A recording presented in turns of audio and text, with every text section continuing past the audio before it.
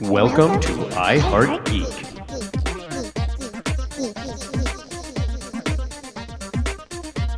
Hey guys, welcome to the newest episode of the I Heart Geek show.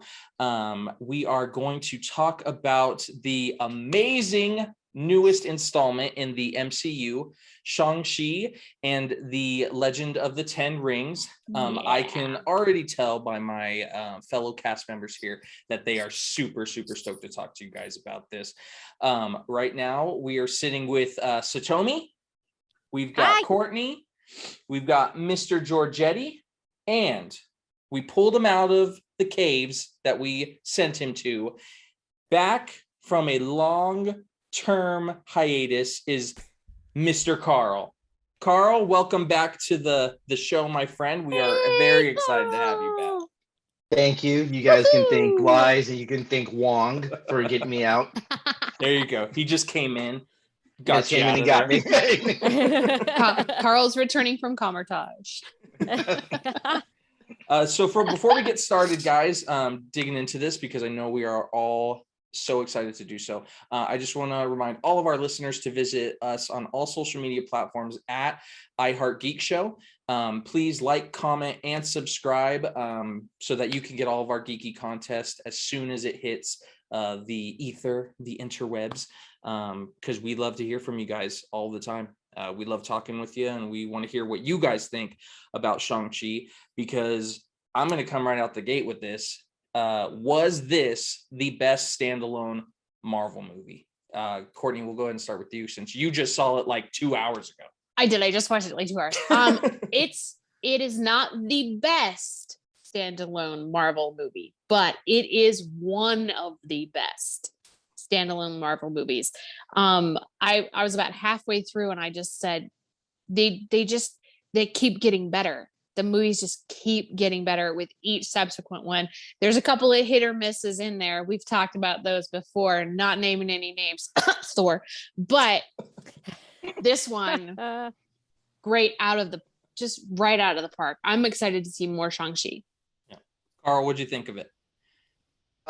Not only do I don't think it's the best. I'll give Courtney the same thing. I will put it in the top 5 for one of the best one of the best standalone ones. However, I am really intrigued to not only see where the movie franchise goes, but to see where this character goes. Sure. I am calling it right now. Shang-Chi, he is going to be the new face of the MCU. All right. I could get behind that. Wouldn't hate that. Yeah. Wouldn't hate it at all. What'd you think, Chris? First, Courtney, leave my boy Thor alone and his golden locks of love. There's they are nothing. beautiful. Look, I love me some Thor.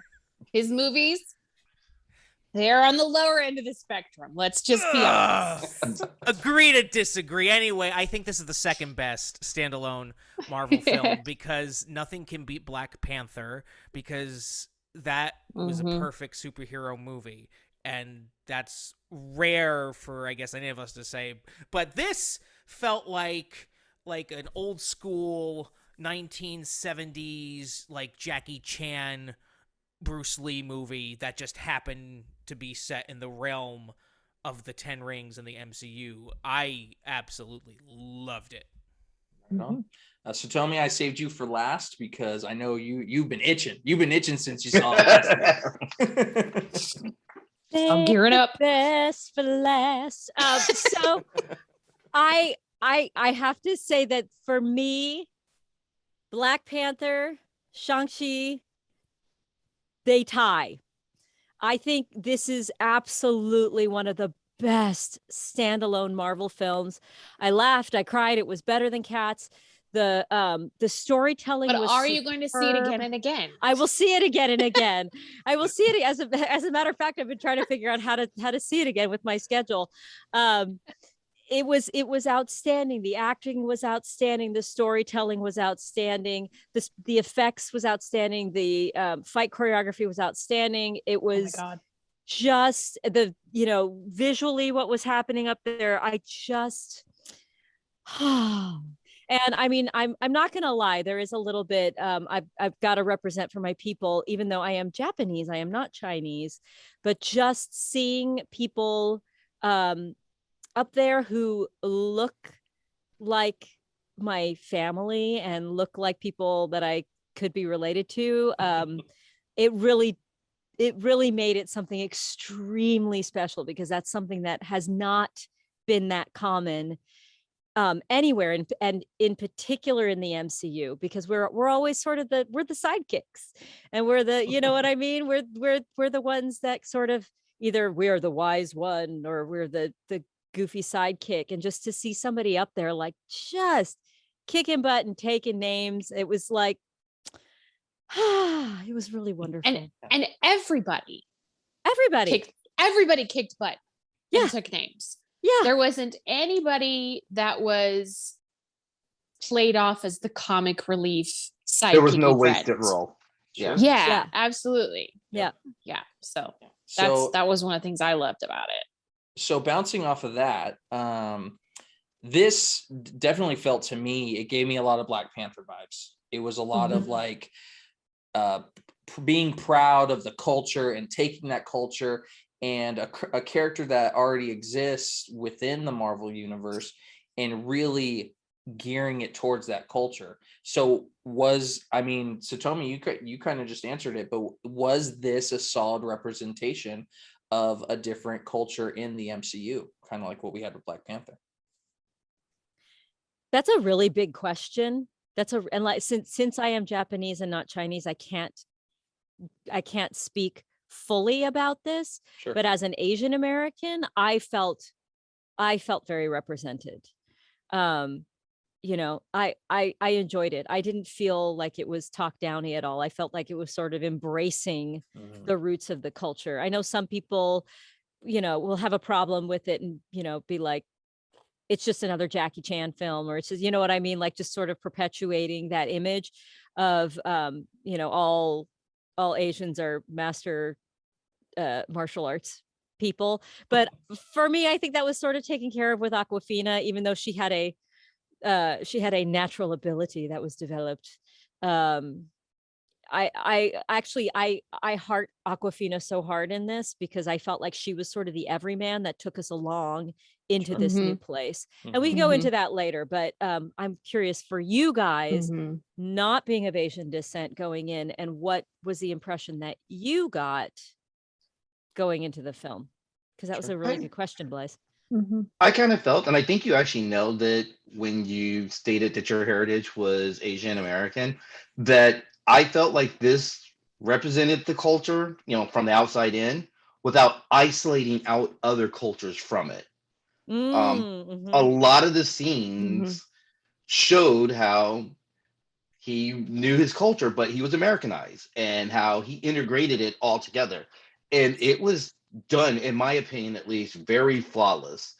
I like to believe I have a handful, if not more, of Asian friends. And when I would see Awkwafina and how she was acting, I was like, oh, that's just like so-and-so I know, or that's just like so-and-so I know. It felt seamless, like I was there with somebody I knew. So at least that's how I saw it. Sure. Yeah. Chris, did you have any thoughts on it? Yeah, as a generic white man child, I felt like honestly, it was great.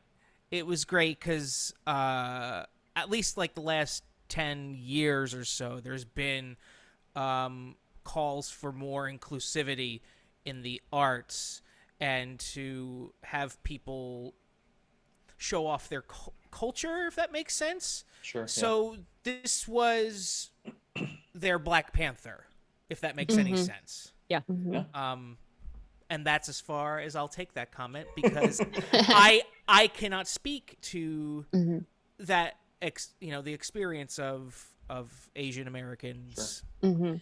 Yeah. I'll say this, kind of being in the same boat as you, Chris. It never felt like they were pandering. It never felt like they were pandering to an audience and they were just trying to sell tickets to a certain group of people. And that's how Black Panther felt. These feel like movies for everyone, but they use the heritage to their advantage to tell a great, rich story. And kind of to bring back the role of Awkwafina in it, she sometimes in these movies they take a character like that, and once they start getting embedded with the like heritage and stuff, they start to go back towards like being more like deeper into that culture. But she never seemed to lose who she was. She never changed who she was as a character and as a person. She just got, like you said, involved in this world in which she could relate to because of who her family was. I think that brings up, and again, I'm an Italian American, so it's different for me. But yeah, I'm Georgia and I have that. But I think to piggyback on what Blythe and Giorgetti said is, at least the way that I viewed it, a lot of times what happens in film in general across the board, a person's ethnicity sometimes becomes a character trait as opposed to just being part of who they are. Sure. You know, like for Italians, when you watch Sopranos, being an Italian in those kinds of movies and those kinds of films, it's a character trait as opposed to just being who we are. And I think and I mean, again, this comes from a place of being a white girl. But for me, it was the same thing I felt with Black Panther as I do with this, is being African and being Black and being Chinese. It wasn't a character trait for either of them. It was a part of who they are. And so the explanation of their, the exploration of their film and their origin story isn't, oh, and by the way, Shang-Chi's Chinese, and this is why he does this and this. No, it's just, it's because he is Chinese. Yeah. And so it's not a beat over the head with, don't forget, he's also this. And it's not that stereotypical kind of thing that happens a lot of times in films when an ethnicity becomes a character trait. Like this person has brown hair and they're Italian. Yeah. Right. Yeah. Yeah. But having grown up in the community, like one of the communities where they filmed The Sopranos, I am a walking stereotype for that show. Right. Like we do tend to, Italians, we do tend to be exactly the stereotype that you think we are, but yeah. There is some truth to that show, but I digress. And I think Marvel is aware of all this. I think at this point, like what they did with the MCU, they're starting to plot out the way that they're going to make these more types of inclusive movies. As far as the character Zhu Wenwu, the dad, he straight up tells them when they're talking at the table that saying how they called him the Mandarin, or they alluded to the leader of the Ten Rings as the Mandarin. He's like, they named me after an orange, and everyone's supposed to be delivered so well. And that's because Marvel's aware of the original Mandarin character and what he represented in the past. He was a very stereotypical Asian villain, and they want to move away from that so they can make a more compelling villain like they did with him in this, because he was great. Yeah. And sexy. And very sexy. Yes. Very sexy. Thank you, Marvel, for again casting some of the most beautiful people in the world for me to look at. Yes. Yeah. Speaking about the dad, what I really liked about him in terms of his character is, yes, he was a bad guy. He was the villain, but he wasn't at the same time. You know, I mean, yes, he was this terrible warlord and everything, but he had, by the time we meet him, his intentions, while screwed up, are noble, because he believes his love is trapped behind this thing. And so, I mean, everything that he does in that moment is for love. So he's not pure evil. And I think that's something I enjoy, that dichotomy in the character. Can we take a moment to appreciate the love story part of that there? Because that the first way fight they scene meet in the beginning, I was like, wow. That's how everybody should meet their significant other. It was just wow. As the romance novelist in the room, I sat there going, y'all know what this is, right? Because I don't know if I could say the word. We usually have to try to keep it family friendly, but y'all know what that fight scene is all about. Yeah. Yes. A lot of tension built up there. Scene. I actually wanted to ask you guys about this. And so Tommy and Chris, I'll get your thoughts on it too, because I couldn't get behind him. In my head, like towards the end of this, when it was wrapping all up, like I appreciate the love story that he had, but dude killed thousands of people for thousands of years. Nice he wasn't a good guy. Like, I'm sorry you lost your wife and your kids were estranged from you. You're a bad dude. Yeah, and I but he's not like he doesn't come across like Kilgrave, who is 100% pure evil, or even Thanos, but it was an interesting way of making him appear to the audience. Yeah, and Blythe, do you not believe in redemption?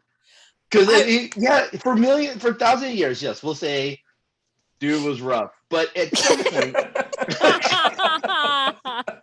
I mean, we don't know what the culture was back then. Maybe he was doing what had to be done.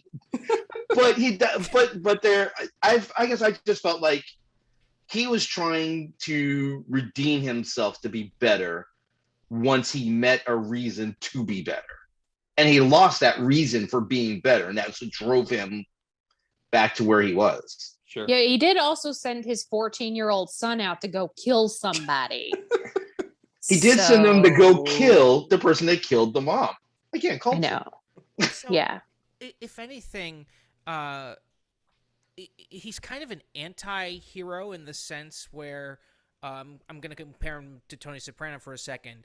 Yes, Tony Soprano, bad dude. But then you see how he is with his family, and you root for him, and you feel sympathetic for him. Even though in the back of your head, you just saw him whack a guy over a box of cannolis and some sfogliatelle and some other Italian pastries. But I love now I'm hungry. There are plenty of bakeries over here in Jersey, as we don't say. Anyway, but like you feel bad for him towards the end of the movie because he clearly loved his wife, and he just wanted his boo back.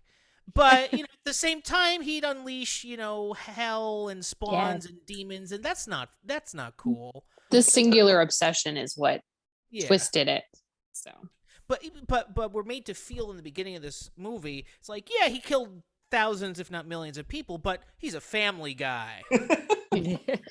She changed him. Yes, exactly. Yeah. Listen. And one thing the MCU is very good at is complex villains. Yep. They all have the reasons that they got there, and that's just plain good writing. You always have a reason that turns somebody. However, I can sympathize with him and still be like, listen, we are defined by the choices we make. And when he met her, he made a choice to become a better person and then proceeded to betray her by going back to the head he was before they were together. And so I was very conflicted because he is very attractive. I will not. Yes. I am absolutely going to say that. It's like, I need to take a moment. I need to. All right. I'm okay. Okay, me too. You can conquer my world anytime. Anytime. You know what? If you like it, you can put those 10 rings on it because it's but at the same time, it was like it is such that whole, like, when a girl, like one of your girlfriends, starts dating somebody and you're like, dude, he does not have his act together. This is going to be bad. And then he gets his act together for a while. And then one thing goes wrong and it all goes to hell. And it's like, I just wanted to smack him upside the head so many times. I mean, Ta Lo knew that too, because the general, I cannot remember that guy's name, but he was amazeballs. He even said, we didn't turn her away. We turned you away. Yes. Yes. And so they knew they knew what he was, and they were smart enough to realize that if something went wrong, that he was not going to be able to continue on being the good person that she was helping him become. Yeah. Sure. I'd like to say for the record, I would destroy the barrier for you, Satomi, though. If I had to, if I heard you calling from the other side of the barrier saying, Carl, get me out of here. Carl. I don't care what demons I see coming out. I'm breaking that down for you. I'm riding the dragon. I feel so. That's all I'm saying. I'm in. That dragon was rad. That dragon Man. kind of reminded me of the dragons that are in Zelda Breath of the Wild. Yes. Yeah. Yes. No. Yeah. 100%. I get that. That's awesome. I want to be friends with a dragon so bad. That was a cool dragon. I'll tell you what, Carl. If you break me out, I will help you battle the crazy thing in the air with the dragon. Yes, there you go. There you go. And then we'll shove it back in with the help of the awesome dragon. But I just want to name it Falcor. And then I'm happy. There you go. So real quick, I want to talk about because, and I don't know how much this is going to affect Satomi and Chris, because you guys are more movie level and not so deep into the comic book, but the 10 rings themselves. I know Courtney and Carl know the history of the 10 rings, which is that they are of alien origin. And originally on the original Mandarin, they were rings. They weren't like bracelets. They like were finger actual rings. Yeah. And each one of them. That's why Trevor wears all those rings in Iron Man 3. Mm-hmm. And each one of them has a different power. So one is able to like change the weather. One's able to like shoot plasma. Like they all have their own different power. For me as a comic book fan, this was better than what I would imagine those being created in like a movie setting. So I was very happy with them. Carl, what did you think of them? Oh, you went with me first. I was gonna. I saw you. The wheels were turning over there. Okay, so this is gonna encompass not just the rings, but the Mandarin story arc in general. Sure. I don't know if any of you guys have been watching What If on Disney Plus. We all have been. The Marvel universe, the Marvel Cinematic Universe, MCU, to me, I have to look at it as just another What If. It is a What If that's a different stage from where the comics were. So in that context, then they gave me what I needed for that. I do believe, and this is just the comic book person in me. So the Mandarin was made up of, for the MCU is made up of two different characters from the MCU. It's made up from a comic book Mandarin and the comic book version of Fu Manchu. Because if you've ever read Shang-Chi in the comic books, his dad is actually Fu Manchu. It's an entirely different character. But they blended them together to make one character for the MCU, and they did it flawlessly. Yeah. With that said, I don't think they needed to blend it. I think that you could have used those particular rings that were used in the movie as elements, as they're going to be, as they look like they're going to go further out into the movie setting and into the MCU. You could have still used them as different element weapons. You could have used Fu Manchu as a character and still had the Mandarin himself if you needed to bring him in, because he is a bigger character. And I do feel that the MCU, this particular movie, failed me in this aspect of Marvel has a long history in their movies of giving us a decent villain and then offing that villain. Yep. And the Mandarin is the best way that I can describe it is he is Iron Man's Lex Luthor, Joker, Red Skull. He is a major player in the Marvel universe. And I believe that although this movie is great, and like I said, a top 5 as a character, if we were going by comic book lore, they could have saved him for something And even though we've lost Tony, used him with Rhodey. Mhm. There are bigger ways they could have used him. And Shang-Chi as a character, and as this story would have went, you could have used Fu Manchu as that person, and I truly do not believe it would have detoured the great story that we got. The only thing I think that having him be the Mandarin and the Ten Rings did was allow us to tie it, to give them a backdoor way to tie it into the previous Iron Man movies that had been there. And I do believe that was kind of done to make sure that they can bring in some of their moviegoers and some of their audience that would recognize, oh, this came up in Iron Man 1, or hey, this came up in Iron Man 3. We got to keep watching it, instead of letting Shang-Chi be that full standalone that it could have been without that reference. Sure. So sorry, Courtney, that was my Babylon. That's okay. There's okay, so I'm gonna say one thing before I talk about the rings. I'm pretty sure the reason they didn't use Fu Manchu is a racist term now, and they're trying to get away from that. Because but it's similar, actually but the term Fu Manchu actually dates back all the way to silent film, because it was back when the actors were playing Yellowface, and the character of Fu Manchu in the old film world is usually a very awful stereotype, very much in the terms of, say, Mickey Rooney and his character in Breakfast at Tiffany's. God. And so that's probably why they've decided not to use the term Fu Manchu. But I can get behind everything else you say. Right. Well, real quick, to go with that though, and I agree, but in the same way that in this movie, the term Mandarin's used once. And again, like we mentioned before, he used it to basically said it was almost derogatory. They named me after an orange. Same thing. There would never had to be a name with a change of the name, is what I'm saying. He could have been the character Fu Manchu and either never said the words, which none of us would have cared had he never said the word, or even a throwaway line on, even in a derogatory way, I was named Fu Manchu, and said how insulting it was to have that, and just shift it from it.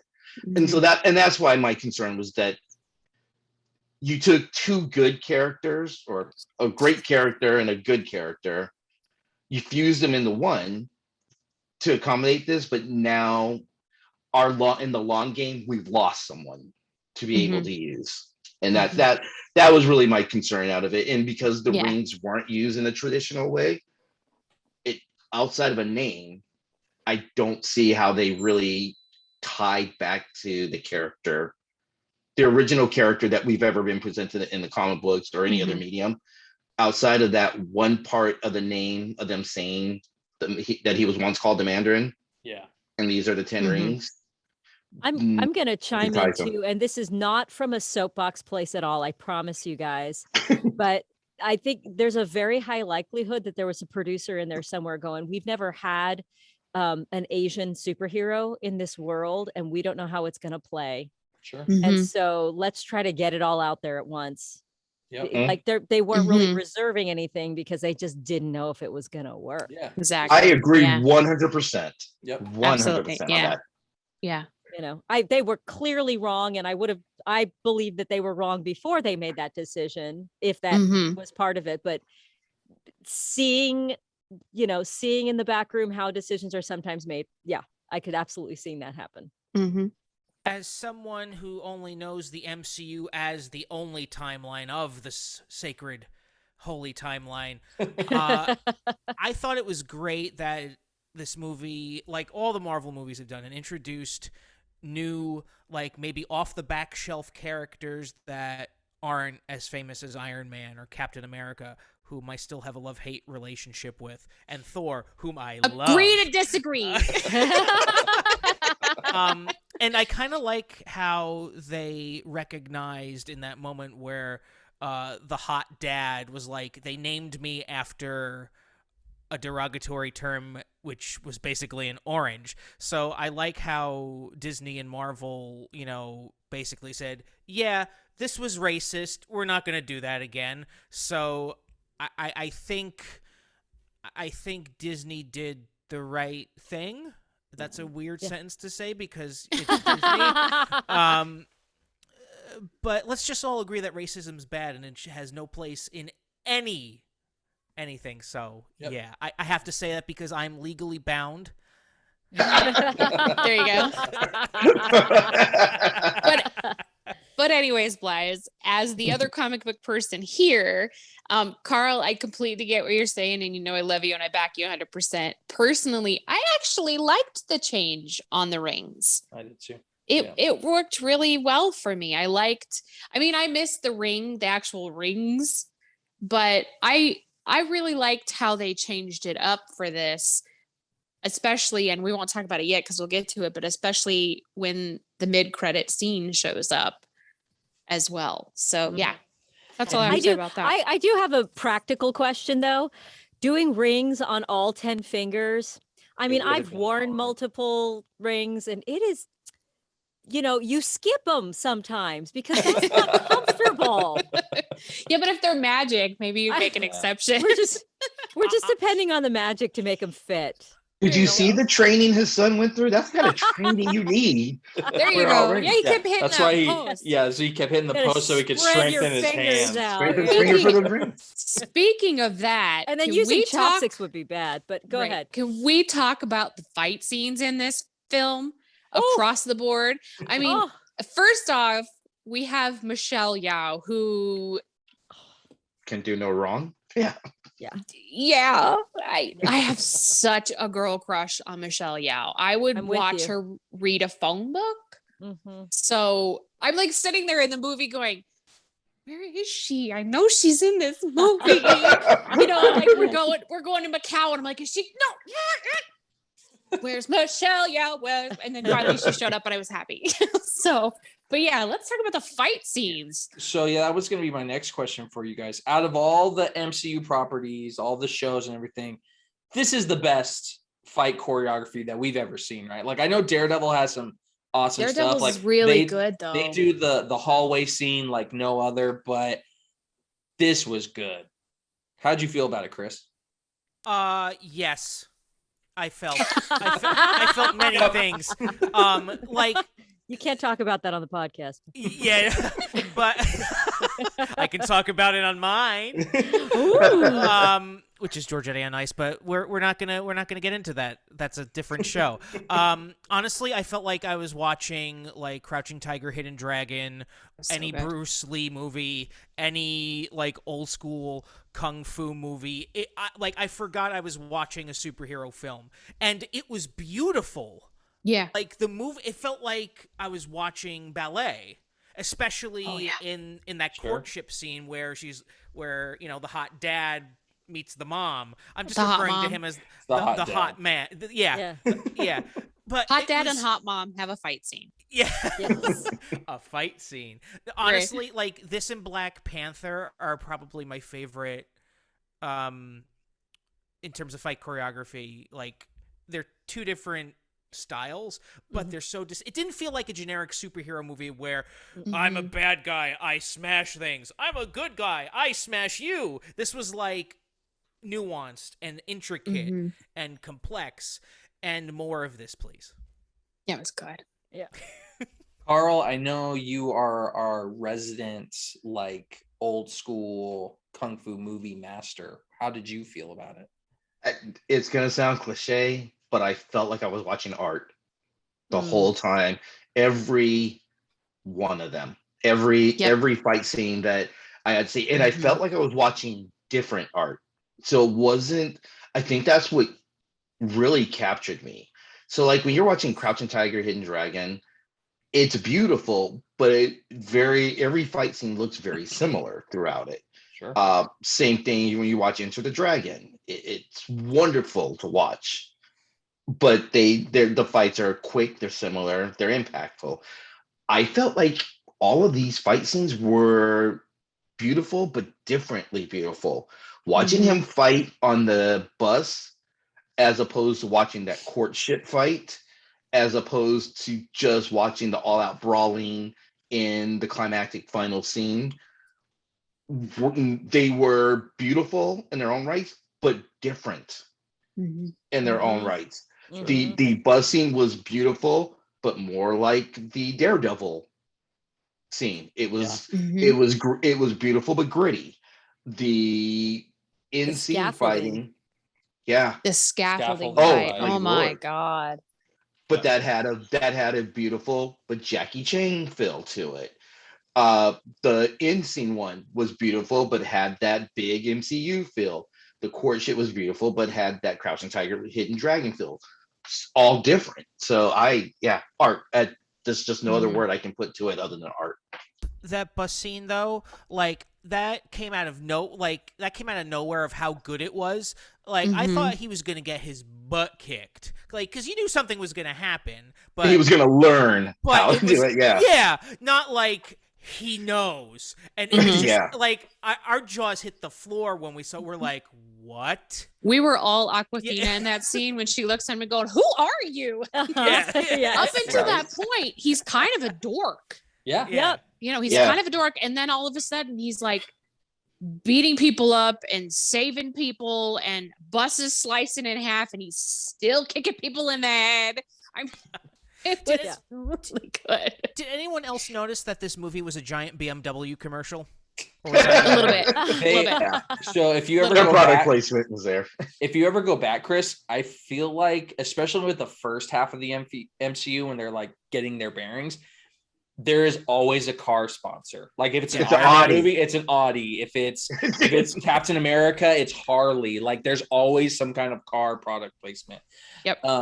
This movie did such a good job, just because we touched on the bus scene, of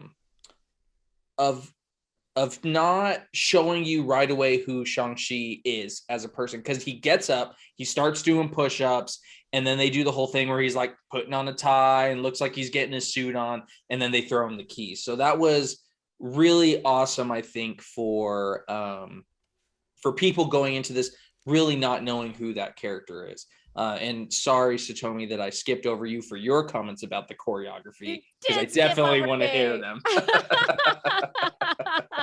That's okay. I was gonna open my big mouth anyway and be like, but I want to say more. I absolutely agree with Carl on this. The fact that we're looking at it's art and each one is a different painting. I just want to add to that, what I loved so much about the choreography is how grounded it was. So we still had like the sort of slightly magical things that can happen in like an old school martial arts film where you're like, yeah, I know that doesn't really happen, but it's sort of happening anyhow.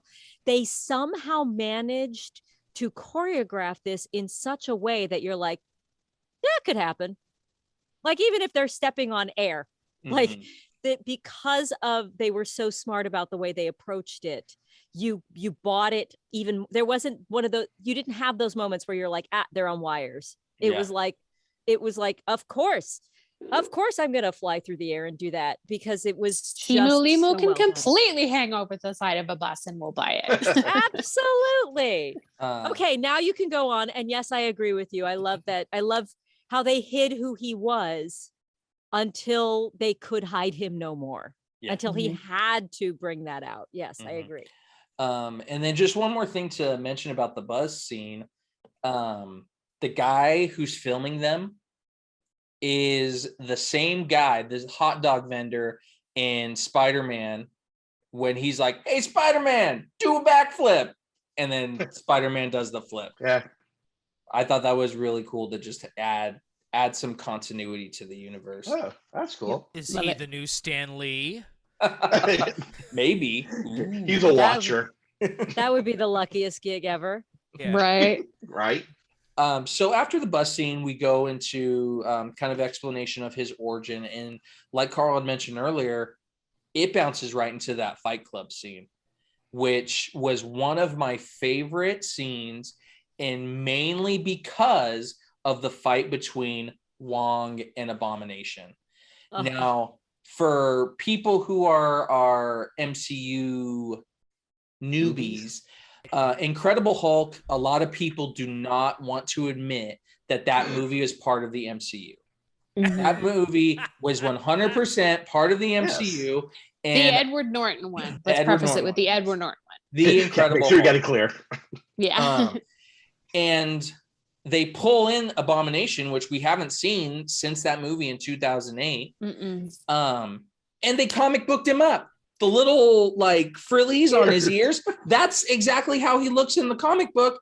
And I, as a lover of comic books and a lover of Incredible Hulk, was just like, yes, like they can retcon stuff and make it make sense within this crazy universe. And I loved it. What did you guys think about the Fight Club scene?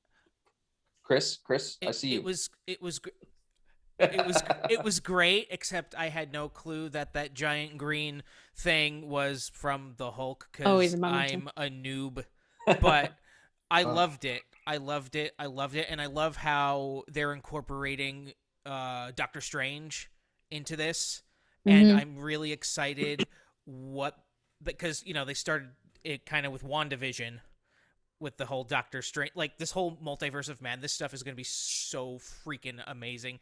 Yes, I love like, oh my God. And we saw the son, who's also very good looking, just like get his butt kicked by his sister. Yep. Spoilers if you haven't seen the movie, but then again, you should have seen Don't the movie listen to this podcast.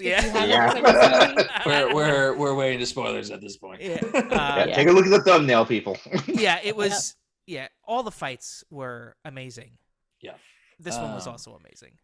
I really enjoyed this fight, in particular because two of our panelists today missed it because they had to pee. Yep. Yes. So now I feel like it's something I could sort of lord over them and be like, yep. Yeah, you missed that. Yeah. The two comic bookies. So listen, listeners, I had to go to pee like an old woman right at this point. And I said, oh, nothing amazing is going to happen in the short time it's going to take me to pee. So I watched Wong kick Abomination's butt. And I said, okay, I'll go to the potty. I missed the shirtless scene. I'm very sad about that. Yes. And I also missed the sister reveal because I came back just when she punched him and he like flew across the ring. And I said, who's that? If it makes you feel any better, I stepped out before the scene started, so I missed from Abomination and Wong fight. Like I never even got to see them. Oh, no. I walked in as the sister punched punched them. And I was like, "Hey, who's this chick?" So Tommy, feel free to lord that over me because I'm gonna have to wait till I see it again to get that part. Wait until tomorrow. Yeah, he had a different point. Yeah. And then right from there we go outside to the rafters. No, go ahead. Yeah. Can I ask Chris a question? Because he said something that makes me very curious. So tell me saying. Not knowing who the Abomination was, were you confused at all by the scene? No. I'm curious from the outside looking. Like, was there any curiosity to who these people were? I knew who Wong was. Well, okay. From the other thing. Properties. Doctor Strange. But I just thought it was a generic monster. I know. Okay. I saw that look twice. I'm sorry.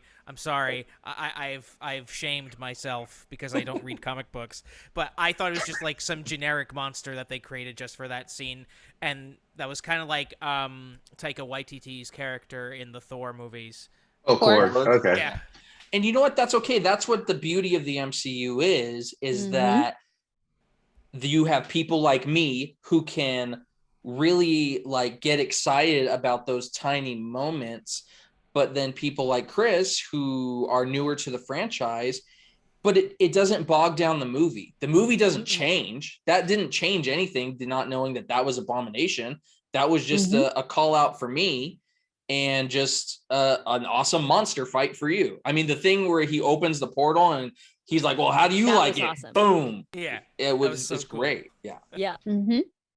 So we kind of went over the rafter scene with the bamboo. Like, I mean, not much more to say about that, guys. Like, I honestly thought that they were going to kill Aquafina at that point. Did you? I really did. I thought she was done, and I thought she was going to be like the catalyst for him becoming his hero self. And when she saved her, I was like, oh yes, I that was like so thrilling and so exciting. And plus, I mean, it was such a character development moment Sure. to have the sister come in and save the not him, the best friend. Yeah. So, you know, Right. I loved it. I loved it. I can confirm that Satomi was literally jumping up and down in Yeah. her seat at that moment. 'Cause I was there.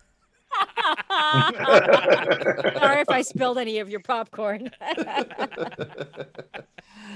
So then we meet the dad after all these years, and we go into the Ten Rings compound, and he tells us his story about how he can hear the mom, and they use the like the emerald pendants. That was to so make, cool. what an The awesome dragon scene, eyes. right? The dragon yeah. eyes to make Yeah. the map show the way, and everything like that. And then we get to what I felt. So I saw a spoiler about this going into this movie, and I was like, ooh, some people are going to hate this.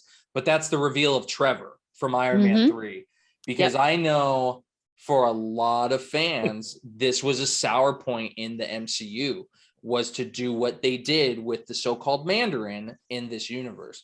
How did you guys feel about seeing Trevor again?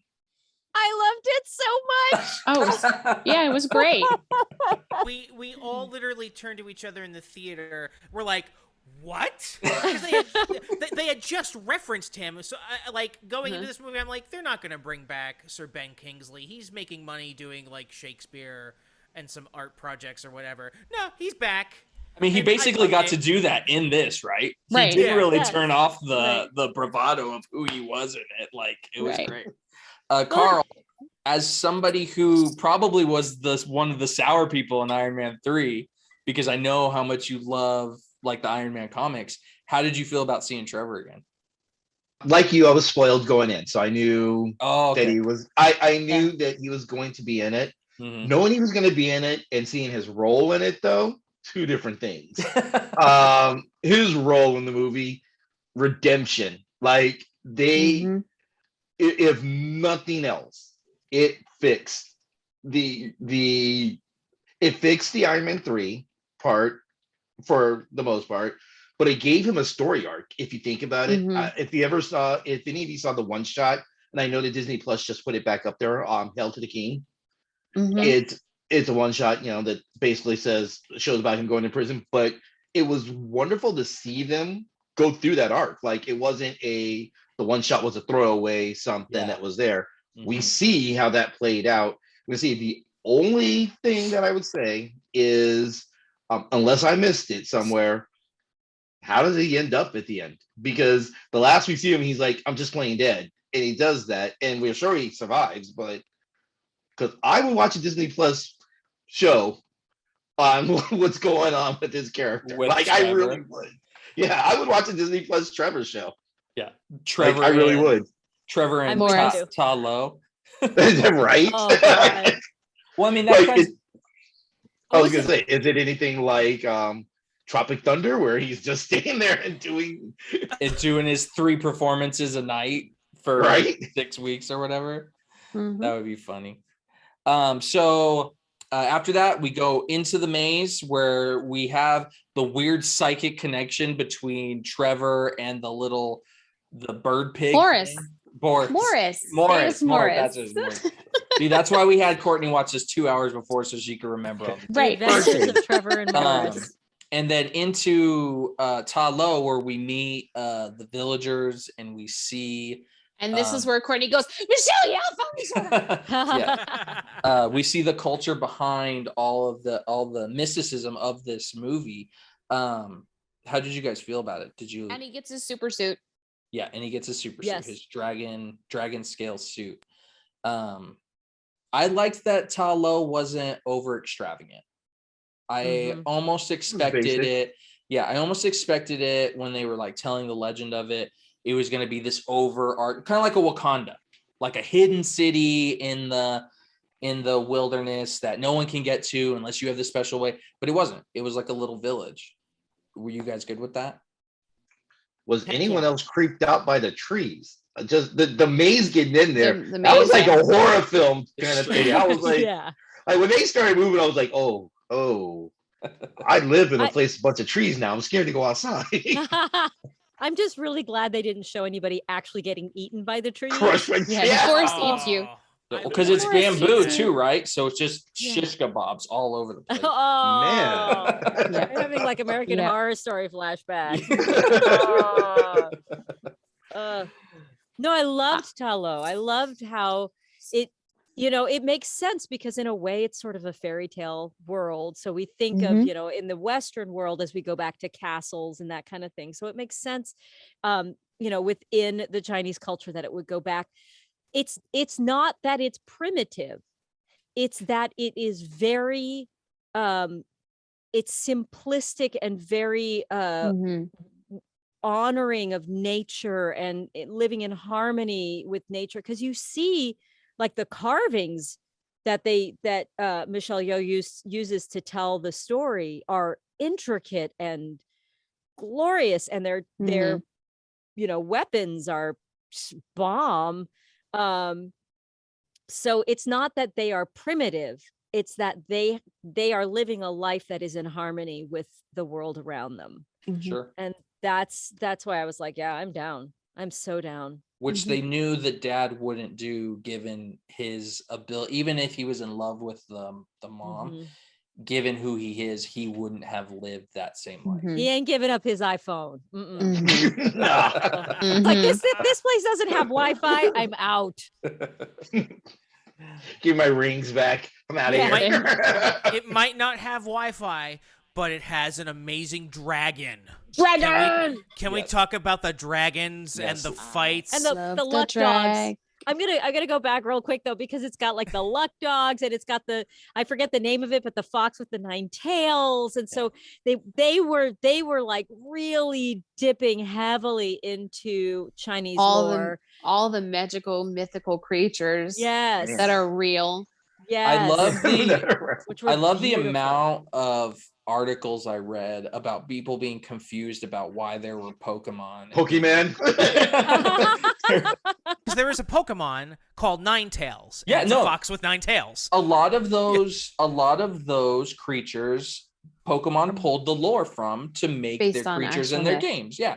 So they look just like them, but it's funny to just think of, here's this world full of Pokemon. But yes, Chris, let's talk about the ending fight, which I feel is kind of a MCU rite of passage to have a giant monster fight at the end. Yes. This at the core of it is a battle between a father and his son, and their butting of heads and the way that they view things. But let's throw in 2 big old dragons in here. Yeah, like the father-son fight was so emotional.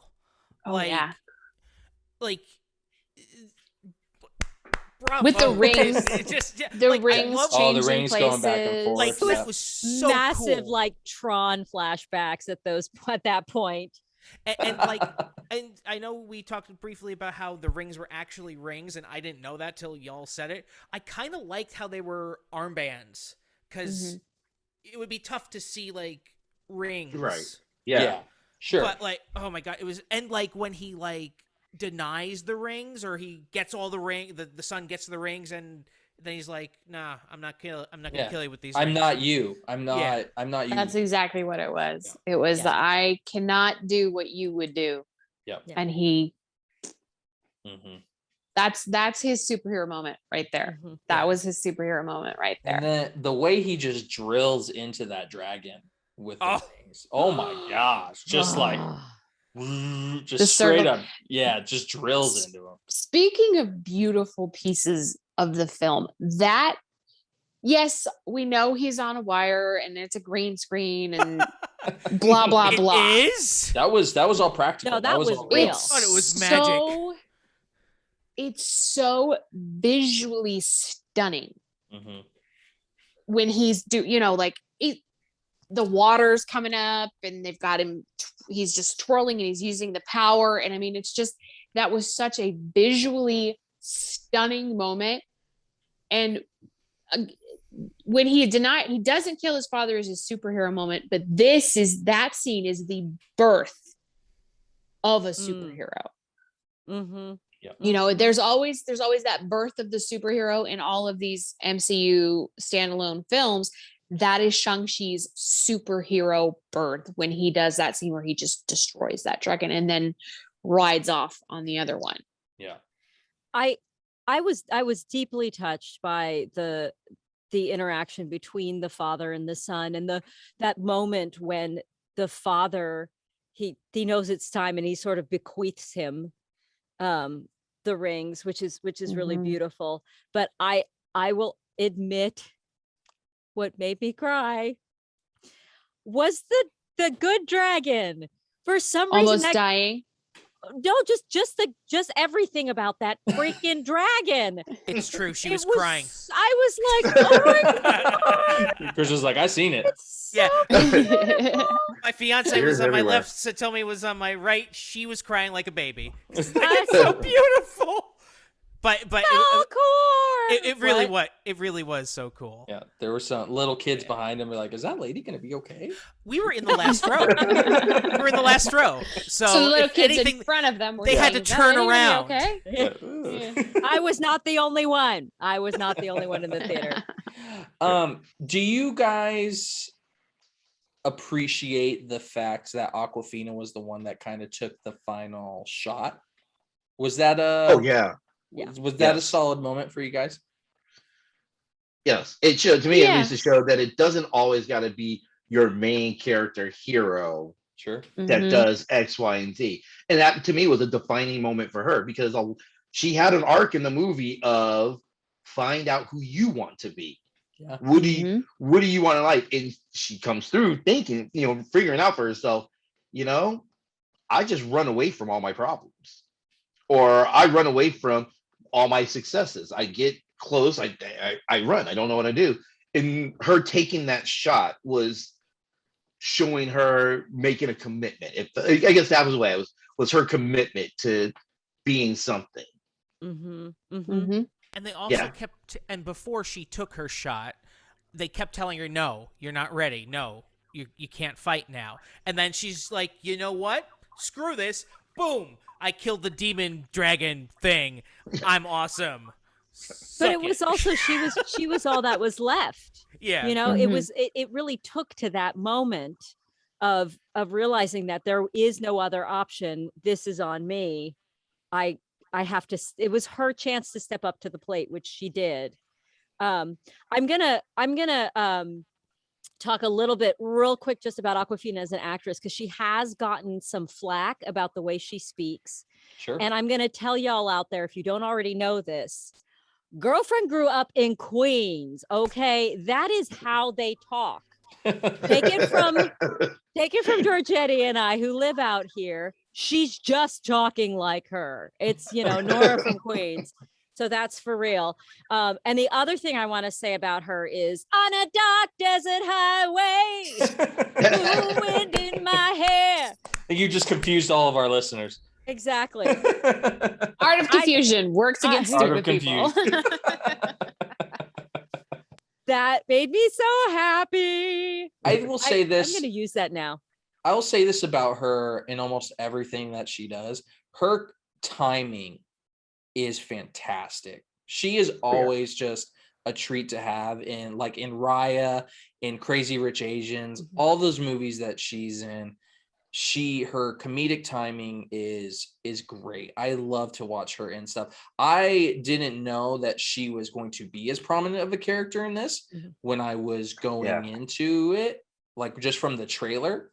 But I'm glad that she was, because she definitely was a standout character from this movie. She's a very good foil to Simu Liu. I said his name wrong. Sorry. And I'm glad that it wasn't, and I'm glad that there wasn't a romantic. It was a best friend, because I have tons. My wife brings it up all the time. I have tons of female friends, and it's nice that they can show in a movie, these are two friends that their gender, and it's no different than you get in your household. You know, you get the grandmother's like, so you guys are so close, when you gonna, we're just friends. Oh, okay. You go about it. And so I like the fact that she didn't have to be a romantic interest to be there. Yeah. Yep.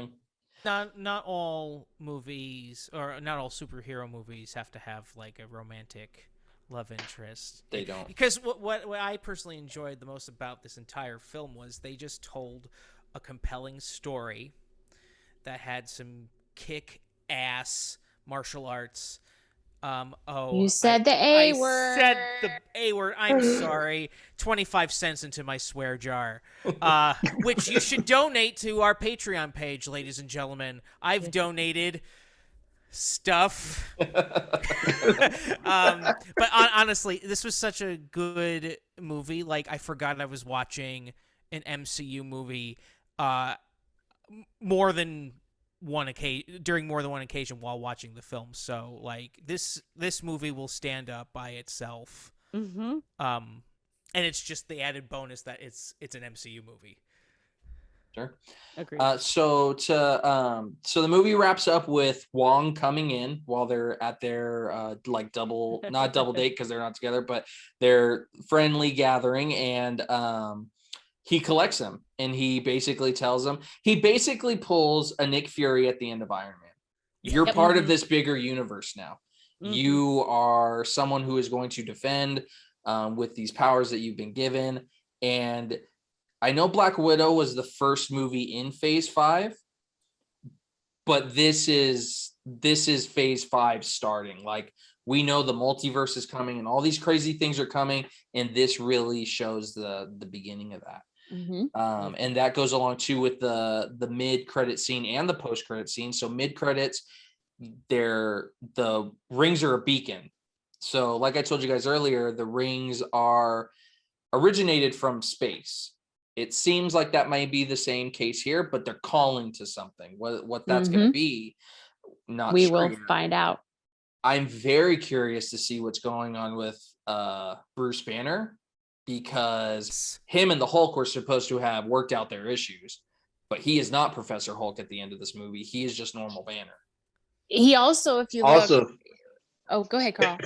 Same thing you were going to say. His arm is still in that sling. Arm, Yeah.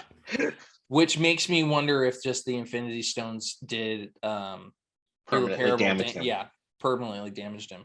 And then we've also got Brie Larson back as Captain Marvel, and her hair is back down to her shoulders. So I don't even know how much time has passed between the end of Endgame and this movie, because it has to have been a few years at this point for her to have gone through that kind of hair growth. So there's definitely going to be all right, some people's hair grows long. We don't really know, because they don't address when the blip happened and when the second snap happened in this movie. We just know it comes after the second snap. Sure. Or they do address, because they mention it, so just not Yeah. a timeline of it. Or could this be a variant timeline and not on the sacred timeline? Chris, we would have to start over now and go over an entire other hour to really dive into the possibility of this being an alternate time. What have I done? The multiverse is a deep and confusing place. Yeah. And then the last post-credit scene we have is the sister saying she was supposed to go and tear it all down. She's sitting in the chair. She's the leader of the 10 Rings now. Yep. Which something's going on with these movies, and like a mercenary team up is happening, because we have John Walker, we have Yelena. We have potentially her as the leader of this 10 Rings. We have Sharon Carter as the power broker, which I would love to see them, Sharon Carter and the sister, like team up or work together, since now they're both like underworld crime lords at this point. So a lot going on in the MCU going forward. Should be a fun ride. As our listeners know, we wrap all these up with a rating system. Chris, I will start with you. What did you give it? A. A. This was the best MCU movie since Black Panther, hands down. Hang on. Sutomi? A+. I loved it. I will see it again and again. Carl, what'd you think? Got an A- out of me, but I'm going to explain why. Still an A. It's still an A. And the only reason why is, again, from a comic book purist perspective and what the MCU has given us. I look back at Captain America, the first Avenger, and they nailed the origin straight through without having to really alter. I mean, like almost no alterations. The only thing they had to alter was a bit of time, is because we were in the 2000s when they came out, as opposed to, in the 70s when the books originally dropped. Whereas, as I've mentioned before with this one, I think they could have given us this exact movie with minor tweaks to allow us to still have some other thing. Like, I'm going to tell you, and I'm hoping, praying, like, please, Marvel gods, give me this, that those beacons are reaching out. I'm sorry, side note, I think they're reaching out to Galactus. I hope they're reaching out to Fing Fang Foom. God, I hope they're, because that brings it full circle into it. So it's just if that they're reaching out to Galactus, then we've got the Fantastic Four coming. They have to show up again, and they are already on this movie slate. Not that Fantastic Four, Chris. It would be a completely new Fantastic Four. It'd be a good Fantastic Four. A non-crappy Fantastic Four. Okay. Hopefully helmed by John Krasinski and Emily Blunt as Mr. Fantastic and Sue Storm. Yep. So my rating is only because Marvel has given us a pretty, like, 99% spot on comic accurate version of someone, and this was an opportunity that they could have did it without changing the stuff that they changed. The stuff they changed played perfect to the narrative, and I will see that the theaters will get their pound of flesh out of me in this movie. Make no mistake about it. But it's the only thing from giving it that solid score. Right on. Oh, and P.S. It's been doing gangbusters. 90 million opening weekend. The MCU is back, baby. Mhm. So excited. Courtney, what are you giving it? I'm going to give it an A+. And I don't give A+ all that often. I'll give A's, but I'm going to give it an A+ because it is so good on across the board levels. Story's good, acting's good, the choreography is art, as Carl mentioned. It's beautiful, and it is a fantastic birth of a superhero into the MCU. Carl, I got something for you. For everybody, I can't wait to see how if it ties into the Eternals, because the Eternals the Eternals were told they are not allowed to interfere. They were sent there. I wonder if whatever was sent them there. I know what sent the Eternals there, but everybody else, Blythe and Carl do, but not all of our listeners do. I know who sent the Eternals, but maybe that's what the beacon to the rings are calling to. Maybe. Just saying. I hope it's not, and the only reason me too. is I hope that these rings are the long game. How we had the Infinity Gems as the long game. Sure. I'm hoping, and that's why I believe that he's set up perfectly as the face, because he really is the perfect face of the MCU right Phase now. 5, yeah. Perfect. Yeah, he kicked off Phase 5, and he kicked it off in a way that anyone's going to be excited to come back and see just the character himself of Shang-Chi. I see where you're headed with this, and when it happened in the movie, I did think the same thing. Are you with me? Yeah. I'm scared about the Eternals. I'll be honest. I'm excited. I'm a little scared. Anyways, I'm sorry. They're big. So, Carl, you will have to join us next time, because that will be definitely our next MCU video, and we'll see what you think about it. But that was a show, guys. That was awesome. Thank you all for being here. Our listeners, thank you for joining us. Again, you can find us everywhere on social media, Facebook, Instagram, TikTok, Twitter, TikTok, Patreon, YouTube. all that stuff at I Heart Geek Show. So come join us, talk to us. We want to hear what you think about this amazing movie and all the content that we have coming for you going forward. So I am here with Satomi. I am here with Chris. I am here with Courtney, and I am here with Carl. Keep on geeking on, guys. Thank you very much for joining us. Bye.